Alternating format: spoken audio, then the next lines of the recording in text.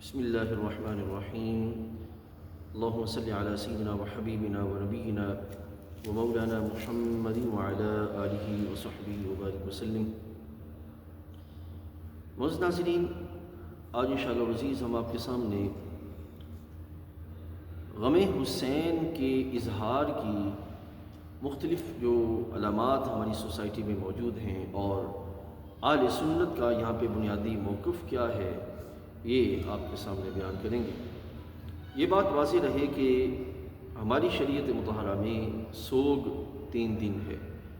اور شادی شدہ خاتون جس کا خاوند فوت ہو جائے اس کا سوگ جو ہے وہ 4 ماہ 10 دن ہے۔ اس کے بعد رب ذوالجلال جل وعلا نے امت کو جو رستہ عطا فرمایا ہے وہ اعتدال والا رستہ ہے۔ حالت سوگ میں بھی یہ کیفیت ہے کہ ان ایام میں بھی نوحہ نہیں کیا جائے گا، گریباں نہیں چاک کیا جائے گا، سینہ کوبی نہیں کی جائے گی، زبان سے ایسے کلمات نہیں ادا کیے جائیں گے جو کہ شکوہ شکایات پر مبنی ہوں۔ صبر کے ساتھ انا للہ و انا الیہ راجعون اور فرط محبت اور جدائی کے سبب اگر آنکھوں سے آنسو جاری ہو جائیں تو یہ جو ہے یہ رحمت کی علامت ہے جو کہ اللہ تعالیٰ بندوں کے سینوں میں ڈالتا ہے۔ جب ان خاص ایام میں کہ جب سوگ کے ایام چل رہے ہوں ان ایام میں یہ کیفیت ہے تو پھر باقی سارا سال یا ساری زندگی جو ہے وہ ان ایام کو باقی رکھنا یا اس حالت کو باقی رکھنا، جب شریعت مطہرہ نے خاص ان دنوں میں اجازت نہیں دی تو باقی دنوں کے لحاظ سے کیسے اس معاملے کو لیا جا سکتا ہے۔ آج کے اس دور کے اندر بہت سے لوگ کہتے ہیں کہ جناب ہم سوگ میں نہیں ہیں، ہم غم میں ہیں۔ تو عزیز دوستو، یہ بھی بات اپنے ذہن میں رکھیے گا کہ ایک ہے غم حسین، اس پر شریعت مطہرہ کا یہ ہے کہ اس میں اعتدال، زبان پر نہ شکوہ ہو نہ شکایت ہو، کلمات الہیہ ہوں اور رسول اللہ صلی اللہ علیہ وسلم پہ درود پاک ہو، اعمال صالحہ کا سلسلہ ہو، ان چیزوں کو جو ہے وہ لوگوں کے درمیان جو ہے وہ رائج کیا جائے۔ یہ وہ طریق ہے جس طریق کو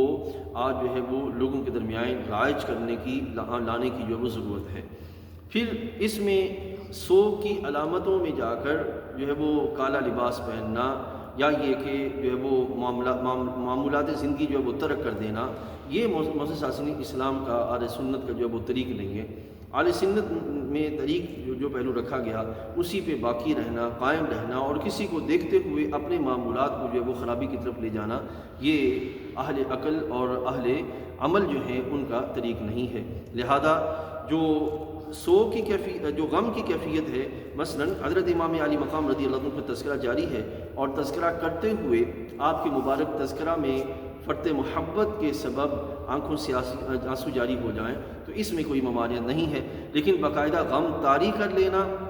اس کی شریعت مطہرہ نے اجازت نہیں دی۔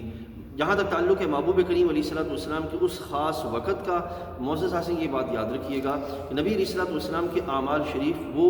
جو امت کے اندر تواتر کے ساتھ یا بطور سنت جاری کیے گئے، معزز حاصل اسی کو قبول کرنا، اسی پہ قائم ہونا، یہ اہل سنت کا جو ہے وہ طریق ہے۔ اللہ تعالیٰ جل وعلا ہمیں سمجھ و عمل کی توفیق عطا فرمائے۔ السلام علیکم ورحمۃ اللہ۔